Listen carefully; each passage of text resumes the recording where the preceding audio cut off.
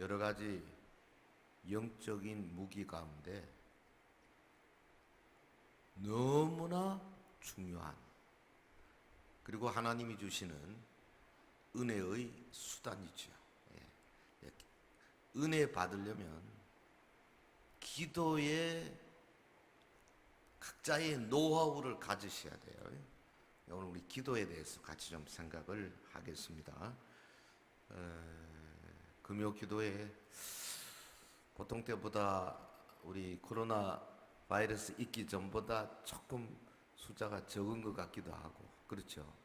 네.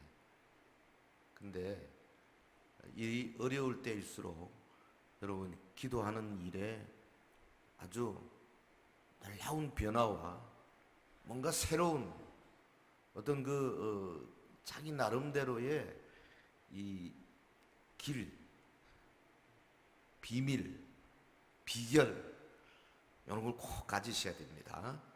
아멘. 아멘. 예. 기도의 중요성 아무리 강조해도 지나치지 않습니다. 하나님께서 우리에게 기도할 수 있도록 하셨다는 것 자체가 매우 정말로 중요한 거예요.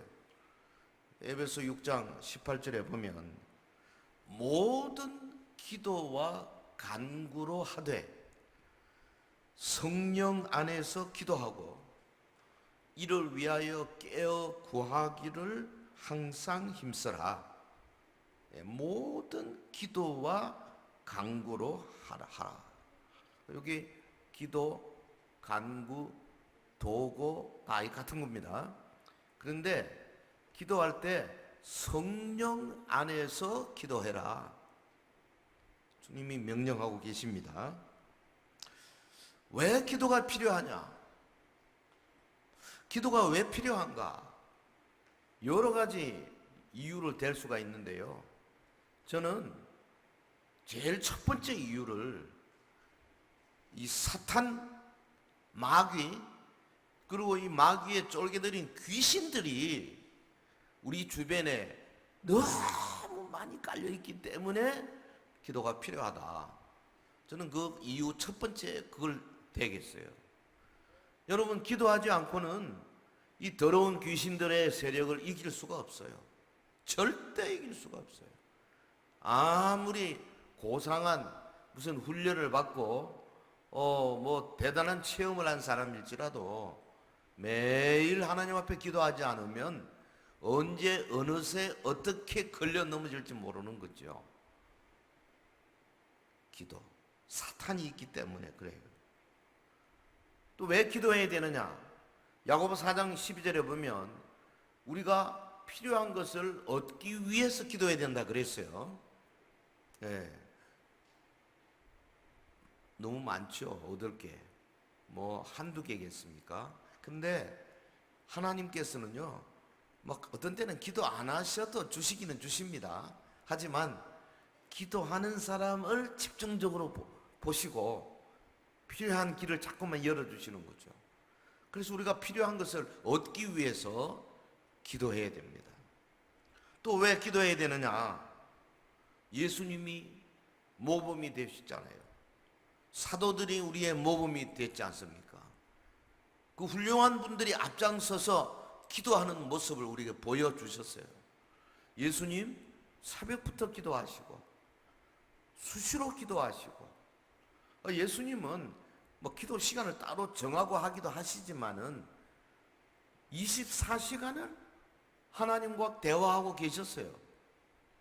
보세요. 예수님이 걸어가시다가 갑자기 아버지께 대답하여 가라사대. 그러니까 뭐 무슨 꼭 기도 시간 지금부터 기도 언제부터 언제까지 한다 이게 아닙니다. 뭐 무시로 아무 때나 항상 가장 좋은 기도는요 매일 생활 속에서 끊임없이 주님과 대화하는 거, 요거보다 더 좋은 게 없어요. 그리고 운전할 때 수시로 찬양 한 곡 하고 하나님 앞에 감사합니다. 그때는 눈을 감고 기도하면 안 됩니다. 눈을 뜨고 운전하고. 예. 설거지 하면서도 주님 감사합니다. 전화 받기 전에 잠깐 기도하고, 주님 내 입에서 절대 좋지 않은 말, 주님이 싫어하는 말 안 나오게 하옵소서. 항상 우리 예수님 사도들이 이런 모범을 우리에게 보여주셨어요. 그리고 우리 보고 따라 하라는 거죠. 왜 우리가 기도해야 됩니까? 특별히 성령 충만을 위해서 기도해야 합니다. 성령 충만은 기도 외에 다른 길이 없어요. 기도해야 합니다. 자, 왜 기도해야 되는가? 몇 가지 이야기했어요. 금방 했는데 또 금방 잊어버리죠. 첫 번째 뭐라 그랬어요? 사탄이 있기 때문에, 귀신들의 세력이 있기 때문에. 우리가 기도하지 아니하고 그냥 일상생활 하다 보면요, 언제 귀신의 역사에 넘어갈 수 몰라요. 그래서 기도해야 되고, 또 우리가 필요한 것을 얻기 위해서 기도하고, 우리 앞서서 예수님이나 신앙의 선진들이 기도하는 모범을 보여주셨기 때문에 그들을 따라서 기도하고, 특별히 성령 충만하기 위해서 기도해야 된다, 그렇게 말했습니다. 자, 문제는 어떻게 기도할 것이냐? How? 어떻게 능력 있는 기도를 할 수 있는가? 오늘 이 읽어주신 사도행전 12장, 성도들이 합심해서 기도하는 부분을 말하고 있어요. 물론 개인적으로도 기도해야 되지만 합심 기도의 능력을 강조하는 구절입니다. 먼저 우리가 생각할 것은 기도와 교회와의 관계를 생각해 볼 필요가 꼭 있어요. 개인 기도도 중요하지만 교회와 이 기도, 이 관계를 좀 알면은 기도의 문이 아마 활짝 열리게 될 겁니다. 우리 성경 한번 찾아보겠습니다. 마태복음 18장 15절에서 17절.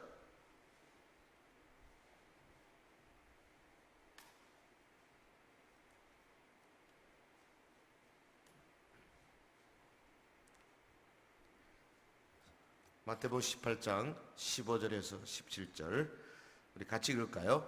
시작. 내 형제가 죄를 범하거든 가서 너와 그 사람과만 상대하여 권고하라. 만일 들으면 네가 네 형제를 얻은 것이요, 만일 듣지 않거든 한두 사람을 데리고 가서 두세 증인의 입으로 말마다 확정하게 하라. 만일 그들의 말도 듣지 않거든 교회에 말하고, 교회의 말도 듣지 않거든 이방인과 세리와 같이 여기라. 자, 여기 지금 개인으로 시작해가지고 교회로 연결시켜 있습니다. 그래서 성경이 뭐라 그러냐면 교회의 말도 듣지 않거든 그건 이방인처럼 여겨라. 본문이 그렇게 말하고 있어요. 근데 지금 제가 오늘 말씀드리고자 하는 핵심 포인트는 그 다음 구절에 있습니다. 18절부터 20절까지 시작. 진실로 너희에게 이르노니 무엇이든지 너희가 땅에서 매면 하늘에서도 매일 것이요, 무엇이든지 땅에서 풀면 하늘에서도 풀리리라. 진실로 다시 너희에게 이르노니 너희 중에 두 사람이 땅에서 합심하여 무엇이든지 구하면 하늘에 계신 내 아버지께서 그들을 위하여 이루게 하시리라. 두세 사람이 내 이름으로 모인 곳에는 나도 그들 중에 있느니라. 20절 한 번 더 합시다. 시작.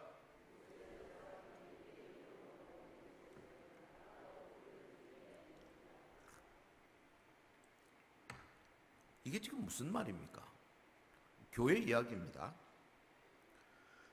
두 사람이 땅에서 합심하여 무엇이든지 구하면 하늘에 계신 내 아버지께서 그들을 위하여 이루게 하시리라. 뭐 꼭 두 사람이겠습니까?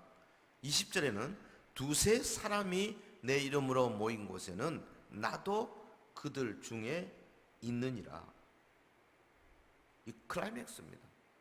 교회는요, 하나님께서 약속하신 곳이에요. 정말 주님을 믿고 주님을 사랑한, 주님의 뜻대로 살기로, 물론 부족하지만 그런 사람들이 합심하여 모여서 찬송하고 예배하고 기도할 때 예수님이 약속하셨습니다. 나도 그들 중에 있겠다. 할렐루야. 여러분, 예수님의 임재, 예수님이 임재하게 되면 어떻게 됩니까?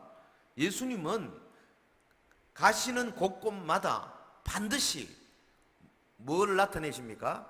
능력을 나타내세요. 예수님의 임재는 예수님의 능력을 나타낸다고요. 그 예수님의 능력은 여러 가지 방면으로 나타납니다.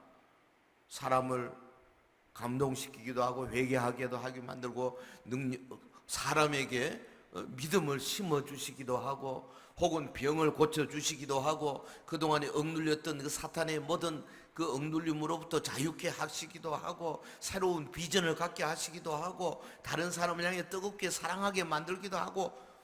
예수님이 임재하시면 반드시 그 뭔가 결과가 나타나게 돼 있어요. 근데 오늘 약속의 말씀이에요.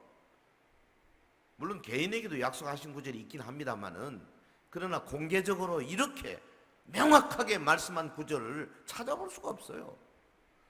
두세 사람이 내 이름으로 모인 곳에, 내 이름으로, in my name 그랬어요. in Jesus name, 예수님의 이름으로 모인 곳에 나도 그들 중에 있을 것이다. 아닙니다. 이거 뭐라 그랬어요? 있느니라.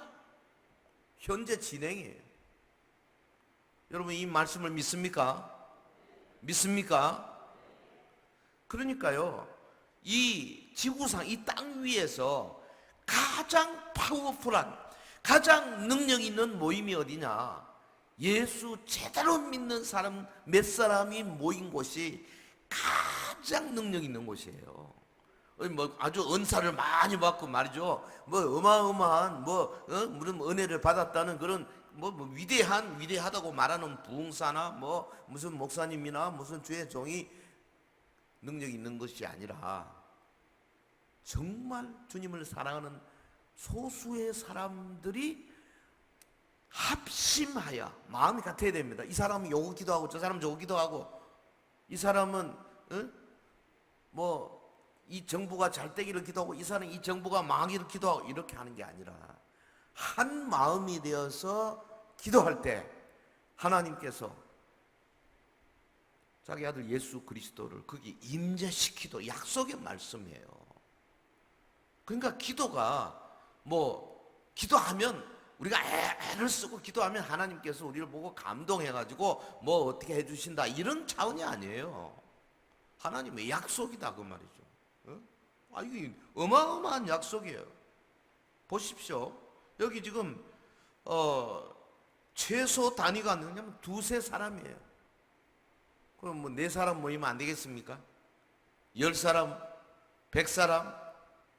제가 보기에는 지금 여기 모이는 분들이 한 100명이 넘을 것 같은데, 이 숫자가 한 마음이 될 때, 하나의 기도의 제목을 가지고 기도할 때 하늘이 열리는 거예요. 아멘. 왜? 예수님이 여기 계시거든. 그래서 성령께서 예수 이름으로 오셔가지고 우리가 기도하는 그 기도의 내용을 들으시고 그것을 응답하시든지, 혹은 그에 따라서 필요한 여러 가지들을 공급을 하시든지, 그렇게 하시는 거다, 그 말이죠. 이 기도의 능력만큼 무서운 게 없어요. 오늘 본문 사도행전 12장에 보면 초대교회 기도하는 모습이 보이지 않습니까? 자, 사도행전 12장 다시 돌아가 봅시다. 12장에 보면 아직 이 교회들이 아직 어려요. 이게 좀 오래된 교회가, 몇십 년 된 교회가 아닙니다. 이제 시작된 지 얼마 안 된 교회예요. 그리고 여기 보면은 막 기도를 성도들이 모여서 할 때에 막 천사가 동원이 되고, 그리고 막 옥문이 열리고, 그 사도 베드로가 꽁꽁 묶여있던 쇠사슬이 막 풀어지고, 이런 초자연적인 역사가 일어났다 하고 그냥 버젓이 기록을 해놨어요. 이걸 아무 의심 없이 믿는 사람은, 이 안 믿는 불신 세상 사람들이 볼 때는 약간 헷가닥한 사람들이에요. 저나 여러분이나 좀 미친 사람들이에요. 여기 그대로 믿어지잖아요. 저 대학 다닐 때 처음에 이거 안 믿어졌어요. 제가 예를 공대 다녔잖아요. 엔지니어 돼보려고. 그래서 물리, 화학, 뭐 이런 기구화학, 뭐 이런 거 아주 양자역학, 그때는 뭐 아주 초보 단계였지만 컴퓨터도 뭐 구멍 빵빵 뚫어가지고 할 그런 때인데요. 그래도 나름대로 과학을 공부하는 사람이, 아니 무슨 기도한다고 쇠사슬이 풀어지냐고, 이게 말이 되냐 그랬었어요. 그런데 어느 날 은혜가 딱 들어오고 하나님의 성령께서 내 영혼을 확 붙으니까 이게 그냥 문자 그대로, 단어 하나하나 그대로 믿어지는 거예요.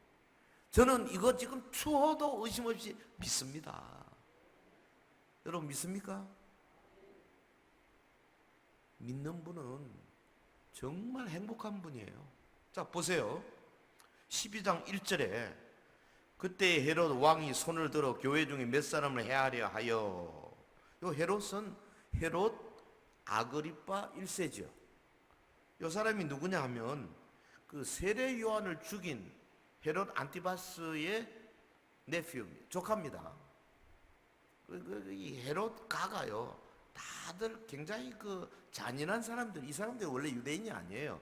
에돔 사람들이에요. 그러니까 유대인들 그 마음속에 율법을 지키거나 이런 마음이 없는 거죠. 다만 통치를 위해서 유대인들이 좋아하는 것을 골라 잡는 아주 영리한 정치인이죠. 예. 그래서 유대인의 환심을 위해서 예수 믿는 사람들을 핍박한 겁니다. 그 당시 유대인들은, 유대교 있는 사람들은 나사렛 예수 믿는 사람들을 굉장히 싫어했잖아요. 그러니까 이 헤롯 아그리파가 여기 같이 이제 동조했죠. 그래서 거기 2절에 보면 요한의 형제 야고보를 칼로 죽였다 그랬어요. 그러니까 예수님의 제자 가운데 요한, 야고보 형제가 아닙니다. 그 중에 야고보를 먼저 순교시킨 겁니다. 그리고 그 다음에 유대인들이 이를 기뻐하는 것을 보고 베드로도 잡으려 할세. 그러니까 이 아그리파 1세가 보니까 막 유대인들이 좋아하거든요. 그래서 이제는 야고보보다는 제일 수장인 베드로를 잡아야 되겠다. 그래서 베드로를 잡았습니다. 4절에 잡음에 옥에 가두어 군인 내식인 네패에게 맡겨 지키고 6월절 후에 백성 앞에 끌어내고자 하더라. 그러니까 이 무교절 기간에는, 이 명절 때는 함부로 이렇게 할 수가 없으니까 끝나고 나서 베드로를 이제 야고보 죽이듯이 목을 댕강 치려고 할 판이죠. 근데 그 4절에 군인 내식 네패에게 맡겨 지켰다 그랬어요. 사탄의 무서운 음모가 이 배후에 있는 거죠. 지금 초대 교회를 그냥 싸그리 망가뜨리려고 하는 사탄이 아주 강력한 핍박이 오는데, 이 헤롯 아그리파 1세를 이용한 겁니다. 여기 보면 4명씩 4패니까 총 몇 명입니까? 16명이에요. 그런데 보통 보면요, 죄수와 함께 2명 양쪽에서 쇠사슬을 같이 묶어요. 그리고 밖에서 또 지키고. 절대 빠져나갈 수가 없습니다. 이건 그러니까 탈출이 불가능한 거예요. 아무리 당시에 무슨 예수님의 제자들 친구들 우르르 달려 들어가 어떻게 해본다 할 수가 없어요. 여기 지금 헤롯이 반드시 죽이겠다 확고하게 결심한 거예요. 여러분, 사탄은 하나님의 사람들을 핍박할 때 마음 먹으면요 아주 강하게 핍박합니다. 이거 요즘은 우리가 좀 덜 핍박을 받는 때지만은 좀 이따가 이제 보세요. 마지막 종말 대환란 때, 그때는 당시 이 초대교회 이 순교 시대보다 훨씬 더 무서운 핍박이 온다. 요한계시록 6장 7장부터 시작해서 16장까지 일곱 인재앙, 일곱 나팔재앙, 일곱 대접재앙, 그거 다 그런 거 아닙니까? 어마어마한 핍박이 옵니다. 이 성경에 기록된 게요, 이게 그냥 옛날 이야기가 아니에요. 앞으로 우리에게. 그리고 저는 지금 굉장히 절감하고 있습니다. 이 종말이 가까이 오고 있다는 게. 이 코로나 바이러스가요, 요즘 뉴스 같은 거 들어보면 그렇지 않습니까? 이게 이 바이러스가 계속 변이를 하는 거예요. 처음에 우한에서 나온 그놈, 그게 A형, A라 그러면 유럽의 이태리나 스페인이나 영국이나 여기서 요건 또 B형이, 미국은 또 C형이, 지금 다시 베이징에 또 다른 형이에요. 이게 계속 아마 우리나라에 요즘 나오고 있는 것들 조사해 보면 형이 또 달라졌을 겁니다. 그래서 백신이 나와도 너무나 이 변화가 빠르기 때문에 제대로 잡힐는지 모르겠어요. 아마 금년 말이면은 나올 것 같기는 한데요. 그건 해봐야 될 것 같습니다. 근데 최근 엊그제 또 중국에서 이 돼지 독감, 이 돼지를 숙주로 하는 바이러스가 또 생겼다 그러잖아요. 이놈이 지금 사람과 사람 사이를 대고 전염하고 있는지는 좀 더 지켜봐야 되겠는데, 하나 분명한 것은 현재 지금 미국이나 유럽에서 번져가고 있는 이 코로나 바이러스, 요게요 처음 우한 폐렴으로 시작된 바이러스의 이 번져나가는 속도보다 적어도 10배 빨리 전파된다 그럽니다. 이게 어마어마하게 지금 이런 게 지금 종말의 사인 아니고 뭐겠어요. 근데 만약에 이거보다 더 큰 놈이 나타나서 그러면은 정말 걱정이에요. 모여서 우리가 예배하기가 쉬운 일이 아니에요. 한국에 지금 거의 끝나갈 듯 하다가 다시 여기저기서 일어나고 있잖아요. 여러분, 기도 많이 하셔야 되고 아주 마음의 준비를 단단히 하셔야 돼요. 이 16명이 베드로 한 사람을 지키고 있는데 어떻게 빠져나오겠어요? 반드시 헤롯은 반드시 예수 믿는 사람들의 우두머리인 베드로를 내가 죽이겠다, 아주 결심한 겁니다. 5절에 근데 놀라운 것은 5절 있죠. 같이 한번 합시다. 5절 시작. 이에 베드로는 옥에 갇혔고 교회는 그를 위하여 간절히 하나님께 기도하더라. 한 번 더 합시다. 너무 좋은 구절. 시작. 이에 베드로는 옥에 갇혔고 교회는 그를 위하여 간절히 하나님께 기도하더라. 교회가 나왔죠. 교회, 초대교회, 교회 성도들이 함께 모여서 그를 위하여, 이 감옥에 갇혀서 이제 곧 사형을 당할 베드로를 위하여 두 가지입니다. 간절히, 그 다음에 하나님께, 이 두 가지.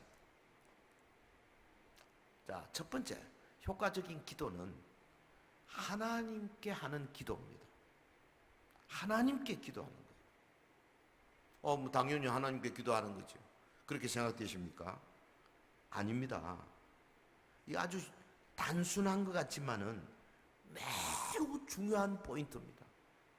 우리의 기도가 하나님의 보좌를 향해서, 우리가 그 활을 쏠 때도 관역을 향해서 그대로 딱 맞추듯이 하나님의 보좌를 향하여 그대로 찔러야 돼요. 하나님께. 그러니까 뭐냐면은 기도할 때 우리의 마음속에 명백하고 지각을 가지고 여호와 하나님의 이름을 부르면서 하나님의 존전에 그대로 나가야 된다 이 말이에요. 이게 중요한 거예요. 할렐루야. 제가 왜 이 이야기를 하느냐 하면 제가 그걸 잘 못했었어요. 은혜를 받기는 받았는데 뭐 금식 자주 했었어요. 걸핏하면 사흘 금식. 뭐 사흘 금식 아무것도 아니더라고. 금식하면서 하루 종일 기도했어요. 금식하면요 뭐 화장실도 안 가요.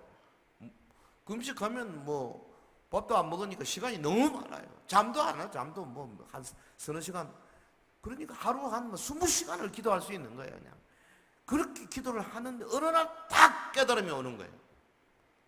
이 내가 관역을 잘못 맞추고 있다. 하나님 앞에 정확하게 명백하게 내 온 영혼을 하나님 앞에 그대로 쏟아붓는 기도. 이게 중요한 거죠.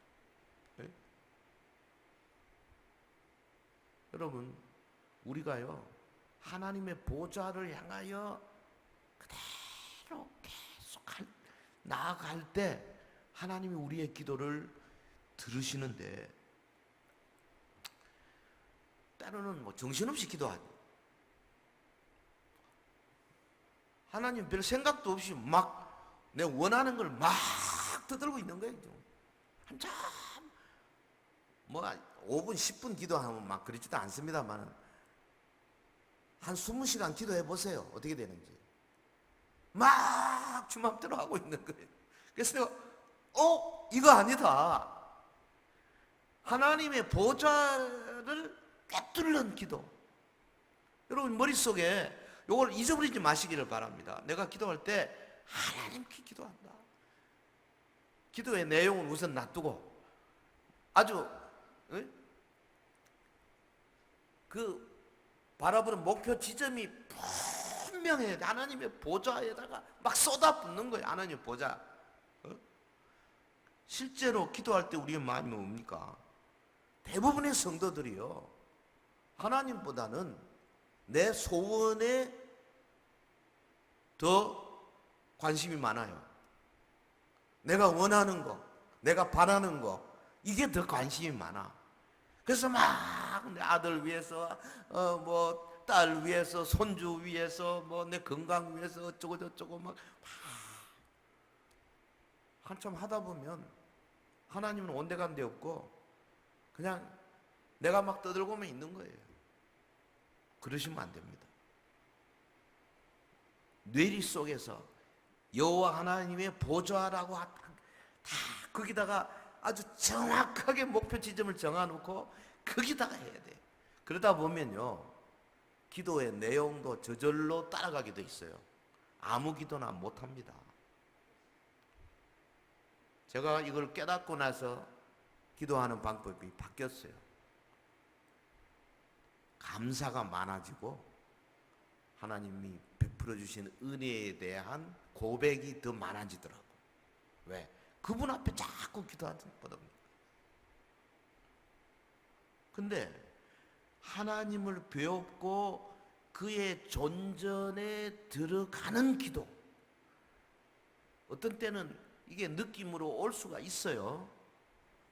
보통 때는 뭐 잘 안 오기도 하고 그렇긴 합니다만은 이 수준이 사람마다 다 다릅니다. 그런데 일반적으로 우리 일반 성도들이 기도하실 때 그래서 끊임없이 하나님의 이름을 자주 부르시는 게 좋아요. 어떻게 불러요? 내가 감사를 할 때는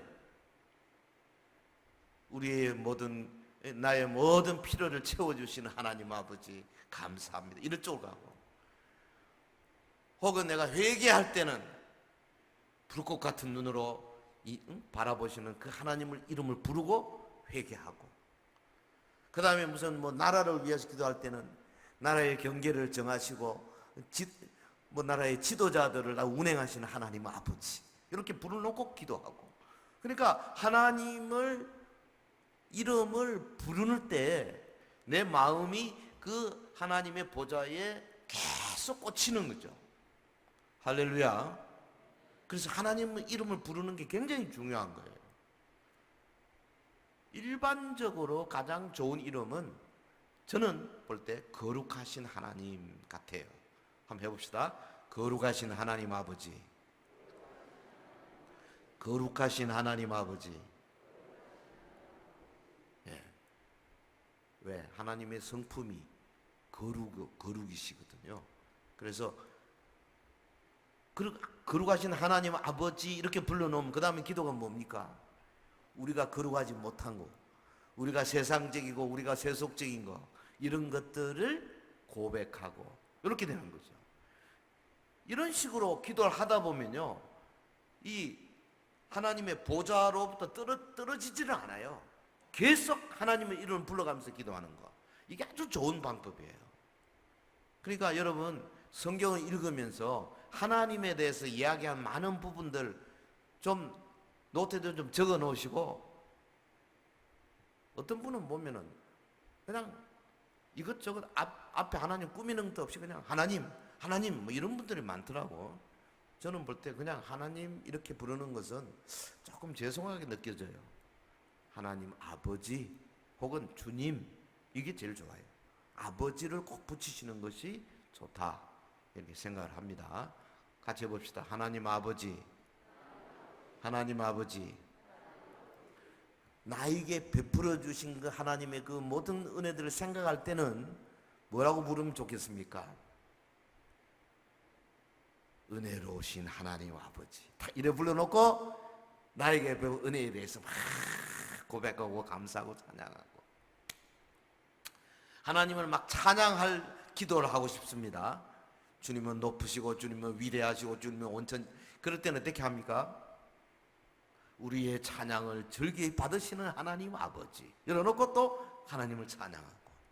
그래서 이 기도가 하나님과 끊임없이 계속 연결이 되도록, 자, 첫 번째 효과적인 기도는 하나님께 기도하는 겁니다.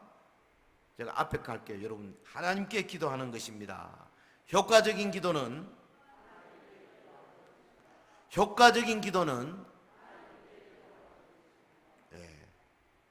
절대 잊어버리지 마십시오. 그 다음에 오늘 본문 두 번째, 그를 위해 5절에 그를 위하여 간절히 하나님께 기도하더라. 효과적인 기도는 간절히 기도하는 거예요. 간절히.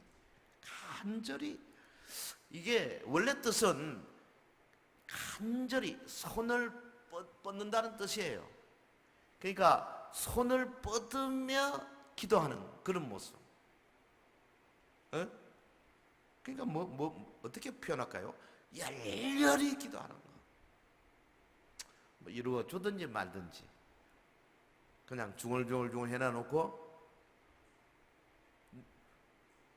기도 딱 끝내고 돌아서서 내가 지금 뭐 기도했더라, 뭐 기도했는지 생각도 안 나는 기도는 간절히 한 게 아닙니다. 간절히 기도한 건 어떤 겁니까? 내가 기도한 내용이 생생하게 머릿속에 남아있는 거예요. 여러분, 기도할 때 정말 간절히 기도하는 것과 형식적으로 이렇게 차곡차곡 이렇게 기도하는 것과는 차이가 많습니다. 물론 여러 사람 앞에서 예배에서 대표로 기도하고 할 때는 차곡차곡 하셔야 됩니다. 순서대로 논리적으로. 그러나 사실 하나님 앞에 개인적으로 기도하거나 합심해서 같이 기도하거나 할 때 그렇게 아무 형식 따질 필요 없어요. 간절히 손을 뻗으며 기도하는 이런 자세. 누가복음 22장에 보면 예수님께서 그 겟세마네 동산에서 어떻게 기도하십니까? 예수께서 힘쓰고 애써 간절히 기도하시니, 예수님도 간절히 기도하셨어요. 땀이 땅에 떨어지는 빗방울 같이 되더라. 간절히 기도하는. 여러분, 그동안에 신앙생활 하시면서 오늘 정말 내가 간절히 기도했다, 이렇게 한번 느껴본 적이 있어요? 응? 대부분의 많은 사람들이요, 기도하고 나서도 벌떡 일어나서 잘 걸어 나가요. 간절히 기도하면 못 일어나요. 그냥 픽픽 쓰러져요. 얼마나 힘이 드는지. 온 영혼과 내 모든 마음을 쏟아부어 하나님 앞에 기도할 때 하나님의 보좌를 향해서 쏟아부은 요 두 가지, 하나님께 기도하고 간절히 기도하고. 하나님께서요, 안 들어주실 수가 없습니다. 약속하셨잖아요. 구하라, 그럼 주실 것이요. 찾아라, 그럼 네가 찾는다.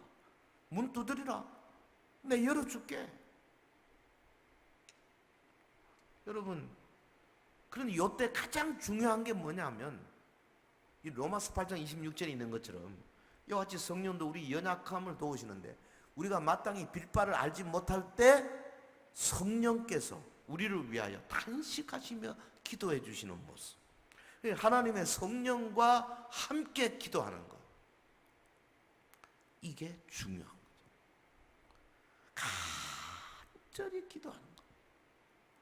그때 하나님의 성령님이 우리가 뭘 기도해야 될지 모르는데 다 가르쳐 주시면서, 그러면서 기도 막 터져 나오게 하는, 사람마다 좀 많이 다릅니다만은 저는 그런 경험이 좀 있어요. 무슨 한참 기도를 하는데 막 터져 나오는 기도가, 어떤 때는 예언도 터져 나오죠. 어떤 때는 방언도 터져 나오고, 일부러 하고 싶은 게 아니에요. 그냥 막 나와버려요. 그냥 성령께서 우리를 위하여 함께 탄식하며 기도하시는 그런 기도이시죠. 꼭 소리 내서 기도 안 해도 돼요. 속으로 기도할 수도 있어요. 이 수준이 좀 올라가면 그렇게 됩니다만, 그러나 일반 성도 여러분들은 가능하면 큰 소리로 기도해도 좋고, 혹은 작은 소리로 자기 소리를 자기가 알아들을 수 있을 정도로 문장을 만들어 가면서 기도하기를 연습 많이 하시기를 바라요. 그냥 묵상하고 가만히 있으면요, 이 우리 머리가 자꾸 딴 데로 헤엄쳐 갑니다. 그거 쉽지 않아요. 그래서 실제로 문장을 만들어서 그렇게 해서 계속, 그러면서 정말로 온 진액이 다 빠질 정도로 간절히 기도하는 그 순간까지 한번 경험해 보시기를 바라요. 이때 다른 방법이 없습니다. 하나님의 성령에 철저하게 의지하는 거예요. 할렐루야, 할렐루야. 하나님의 성령에 철저히 의지하면서 하나님의 보좌를 향하여 하나님 이름을 불러가면서 간절히 한 주제를 가지고 기도해 갈 때, 많은 경우에요, 하나님께서 우리의 이 영의 마음에 확신을 주세요. 뭘 보여주시기도 하고, 생각나게 하시기도 하고, 그 다음에 뜨뜻하게 해주세요. 그 기도 마치고 딱 일어나면, 요건 응답되는 거다. 많은 경우에 그런 게 온다고. 하나님은 절대 그냥 너 기도해라, 무슨 증거도 주시지도 않고 표적도 주시지도 않고 그냥 뭐 나는 기도하고 뭐 아무리 기도해도 아무런 뭐 소리도 없고 아무런 느낌도 없고 그런 분이 아니세요. 하나님은 자기를 향해서 간절히 성령의 능력에 의지해서 기도하는 사람을 보시고 뭔가 사인을 주신다니까요. 직접적으로 주시기도 하고 다른 사람을 통해서 금방 사인이 오기도 하고 하여튼 여러 가지 많은 경우에는 주변의 사람들을 통해서 사인을 주시더라고. 아, 이게 기도한 내용이 그대로 이루어지는구나. 그 중에 하나, 이렇게 하나님께 기도하고 간절히 성령과 더불어 기도하는 그 중에 좋은 방법 중에 금식하는 것이 상당히 좋다고 생각해요. 금식을 오래 안 해도 괜찮습니다. 하루 날짜를 정하고 기도하는 것도 좋고요. 한 사흘 정도는 여러분 추천합니다. 더 이상은 하지 마세요. 바로 너무 나도 40일 금식 기도해야 되겠다. 그 위험합니다. 그 하지 마세요. 특별하게 여러분이 정말 모세처럼 혹은 뭐 예수님처럼 거대한 어떤 무슨 해야 할 일을 주실 때 아니고는 그 함부로 하지 마십시오. 그러나 한 사흘 정도는요, 뭐 오히려 몸에 다이어트도 좋고요, 뭐 여러 가지 면에서 좋아요. 절대 뭐 건강에 문제가 없어요. 그러면서 기도할 수 있는 좋은 방법이에요. 그래서 다니엘서도 보면요, 금식하며 기도를 많이 하는 모습, 그 다니엘이 하나님의 음성을 많이 듣고 환상을 보잖아요. 사도행전 13장에 보면 안디옥 교회에서 그 지도자들이 하나님을 섬기며 금식했다 그랬어요. 그러면서 선교사 두 사람 파송하는데 바울하고 바나바를 파송하잖아요. 그 다음 거기 14장에 가서도 루스드라 거기도 금식하며 기도했어요. 그래서 이 금식이라는 것이 기도와 꼭 금식해야 된다는 율법이 아닙니다. 이거는 자기가 간절하게 기도하는 좋은 방법 중에 하나. 제가 볼 때는 또 하나는 날짜를 정하고 기도하는 것도 좋은 것 같아요. 예를 들어서 내가 이번 1주간 동안 계속적으로 하루에 시간을 정해놓고 기도하겠다.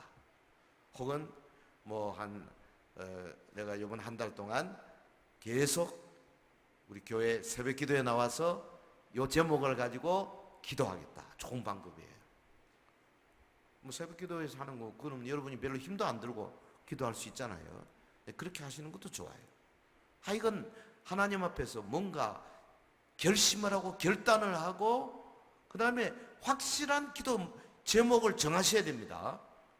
그냥 멀거니 이것도 하고 저것도 하고 이래가지고 되는 게 아니에요. 그리고 노트에다가 쓰세요.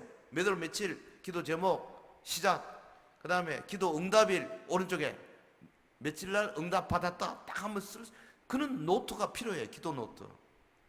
여러분이 크거나 작거나 그런 기도 노트를 가지면요, 한 10년만 해보십시오. 노트가요 여러 권이 될 겁니다. 그러면서 하나님이 얼마나 자주 응답을 해 오셨는가를 금방 알 수 있을 거예요. 자녀 문제, 부부 문제, 개인의 건강 문제, 사업 문제, 대인 관계에서 문제, 교회에서의 여러 가지 어려운 문제. 좋습니다. 기도하는 쪽쪽 하나님께서요 응답해 주신다니까.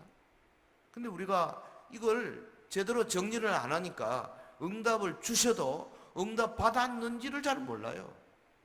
그만큼 우리의 기도가 그냥 너무 보편적이지 않는가. 오늘 저녁에 제가 말씀드리고 싶은 것은 지금 교회 성도들이 사도 베드로 감옥에 갇혀서 이제 이 밤이 지나면 죽게 생겼어요. 간절히 하나님 앞에 막 간절히 기도하는 모습. 기도 제목 딱 한 가지입니다. 거기 모인 성도들이 우리 베드로 사도님 주께서 살려주세요. 딱 한 가지예요. 하나님의 보좌를 향해서 막 확 쏴대는 겁니다. 기도로. 하나님께서 어떻게 하셨어요? 천사를 보내가지고. 그 당시에는요, 이 쇠사슬을 이렇게 해서 그 바닥에 눕혀가지고 꼼짝 못하게 해놓고 옆에 양쪽에 그 군인들 같이 쇠사슬 묶어놓고 그 다음에 철문을 막 한 번 열고 두 번 열고 세 번 열고 불가능한 겁니다. 절대로 도망칠 수가 없어요. 근데 그냥 천사가 와서 쇠사슬을 드르르 풀어버리고 철문 착착 열리게 만들고 베드로가 너무나 이상해서 내가 지금 꿈을 꾸나 환상을 보나 이러고 갔잖아요. 그리고 바깥에 나와서 천사가 사라지고 나서 그때야 비로소 하나님이 나를 꺼내셨구나. 그리고 그 교회가 모여서 기도하는, 그 당시는 뭐 가정교회니까요. 가서 문을 두드리니까 그 계집아이가 나와가지고 누구냐고, 내가 베드로다. 그러니까 문도 안 열어주고 안에 들어가서 사도 베드로가 바깥에 와서 문을 두드립니다. 그러니까 야, 너 미쳤구나. 베드로의 천사인가 보다. 뭐 이런 정도, 아무도 믿지 않는 어마어마한 역사가 일어나고 있는 거 아니겠어요? 여러분, 주님이 하시려면 얼마든지 하실 수가 있는데요. 이게 무슨 구약의 뭐 엘리야, 엘리사 선지자 이야기가 아니에요. 예수님 시대 이야기가 아니에요. 예수님 승천하시고 난 뒤에 이제 오늘 우리와 같은 시대입니다. 그런데 성경은 분명히 이야기합니다. 계시록에 보면 종말에는 이거보다 훨씬 큰 역사가 일어나게 될 것이다. 여러분, 참 주의 종들이 큰 역사를 이루어서 이 악한 세력들과 더불어 싸우는 그런 시대가 이제 곧 옵니다. 이게 마지막 시대, 이 7년 대환란에 있을 일 아니겠어요? 자, 말씀을 맺습니다. 합심 기도, 요게 우선 기도 제목이 같아야 돼요. 그리고 마음이 모아져야 됩니다. 하나님의 보좌를 향해야 됩니다. 그리고 간절해야 돼요. 정말로 간절해야 돼요.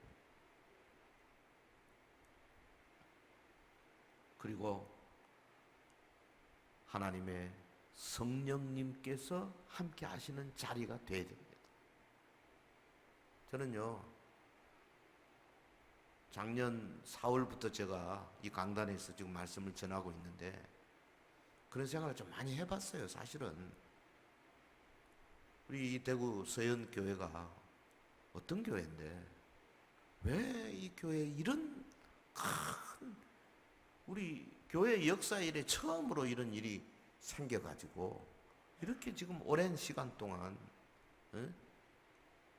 이 강단을 지킬 주의 종을 이 지금 전국적으로 소문이 다 나 있잖아요. 왜 이런 일이 있느냐? 제가 목회를 잘못해서 그런가? 그런 생각도 많이 해봤어요. 기도로. 근데 뭐 그건 나중에 이제 우리 천국 가서 물어봐야 되겠습니다. 예수님한테 물어보려고. 근데 왜 그러셨어요? 아마 주님이 뭐라고 답을는지 모르겠습니다만은 아직은 모르겠어요. 그런데 우리가 해야 할 일은 그 원인을 찾고 뭐 그런 차원보다는 지금 주의 몸된 교회를 향하여 마음을 모으고, 여러분이 정말로 우리 서현 교회를 사랑하신다면 그러면 교회를 위하여서 교회에 이 하늘이 열리고 이사야 선지자가 말한 것처럼 주께서 하늘을 가르고 강림하사 이 높은 산들이 물끓듯 하는 놀라운 역사가 막 여기서 일어나야 돼요. 아멘. 서현 교회가 야 정말 이걸 주시기 위해서 이렇게 어려움을 주셨구나. 이런 어떤 게 와야 된다니까요, 지금. 그게 이제 올 때가 된 것 같아요. 금요 기도회 이왕 시작한 김에 좀 더 많이 오도록 여러분이, 저 위층에도 뭐 자리 많이 비어 있구만요. 띄엄띄엄 앉아도 아직도 자리가 많이 있습니다.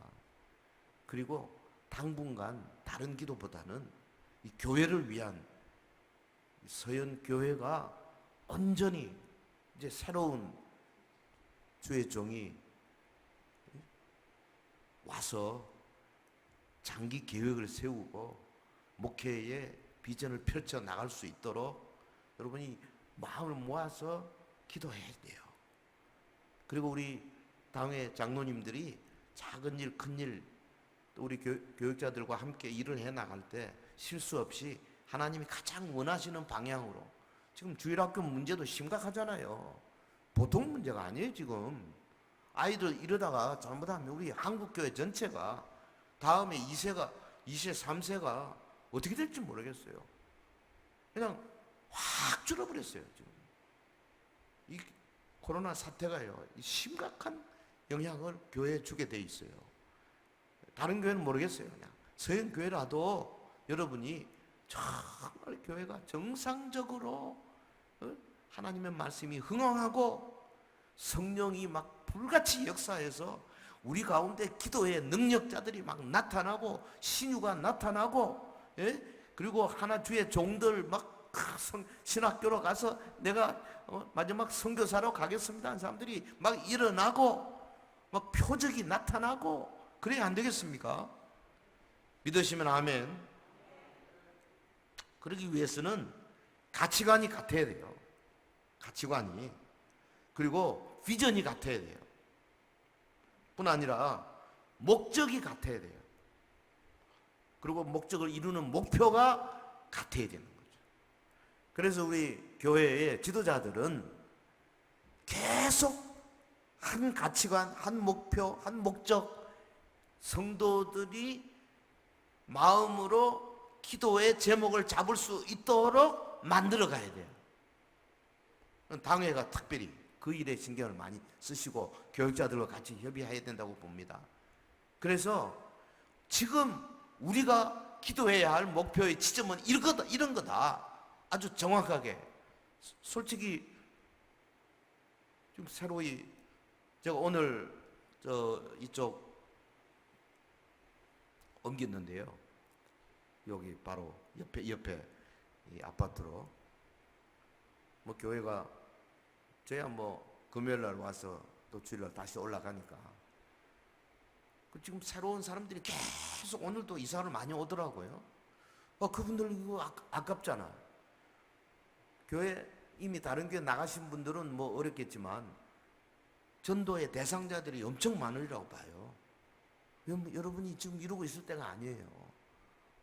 어찌하든지 자고 교회가 막 저들 앞에 정말 멋진 비전을 제시할 수 있도록 최선을 다해서 연구하고 노력하고 기도하고 그 기도의 제목을 찾아내고 이 일을 해야 되는 거예요. 멀거니 그냥 기다리고 있을 때가 아니에요. 네? 여러분 지금 종말이 가까워오고 있지 않습니까? 그러기 위해서는 특별히 각 구역들이 뭐 모이기 좀 힘들면 뭐 화상 통화를 하더라도 혹은 뭐 전화를 통해서라도 한 마음으로 각 구역마다 목표를 정하고 기도하고 그 기도가 이루어질 때에 또 다음 단계로 나가고 온 교회가 뭔가 앞을 향하여 전진해 가는 모습이 있어야 되는 거죠. 할렐루야. 제가 오는 주일에 이 다니엘서 2장에 대한 특별히 이 마지막 한 나라 적그리스도 국가를 깨부시는 이 그리스도의 왕국에 대해서 이렇게 지금 말씀을 준비했습니다. 마지막 시대에 하나님의 말씀이 증거될 때에 이 말씀이 성도들의 삶 속에 그대로 연결되어 가지고 이것이 막 꽃이 피고 기도의 제목이 되고 또 온 성도들이 한 마음 한 뜻이 되어서 하나님 앞에 엎드려 기도하자 그러면 막 정말로 여기 사도행전 12장에 나오는 초대교회처럼 그렇게 간절히 하나님께 기도하는 교회, 이게 될 때에 소형교회는요 오히려 이 어려움이 정말 전화위복의 계기가 되리라고 생각해요. 서로 사랑하고 서로 발 씻기고 서로 격려하는 삶을 통해서 한 마음이 되고 함께 기도할 때에 더 엄청난 위력이 우리 가운데 나타나게 될 줄로 믿습니다.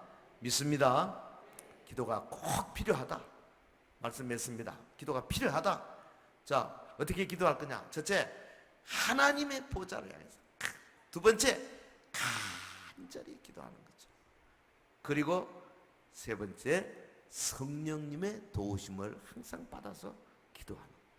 이런 우리 기도의 역군들이 되기를 예수 이름으로 축원합니다.